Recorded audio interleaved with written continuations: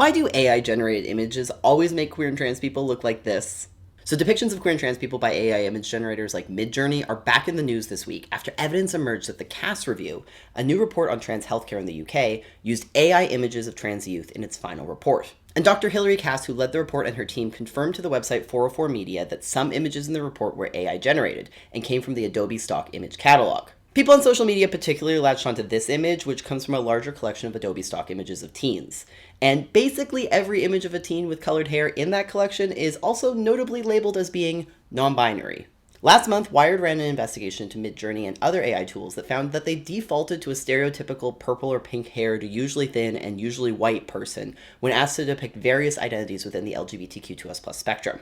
AI images are increasingly making their way into mainstream media and scientific reports like the CAS review, but that's not necessarily a good thing. And not just because of lack of representation for us non-binary brunettes, or because of the weird hand stuff you get with AI images, but because these images can reproduce and reinforce stereotypes while also erasing entire identities. A December study found that the Stable Diffusion's default depiction of a person was a light-skinned man. And don't get me wrong, there are non-binary people who are young and white and have colored hair. But there are a lot more trans and non-binary people who look a lot different. AI images are generated by scraping the internet for data. And images like these flatten down experiences and identities into stereotypes and suggest there's only one way to be trans. And they also parallel the same data and stereotypes being learned by other AIs, like ChatGPT, which themselves also reinforce stereotypes. It's a bad loop.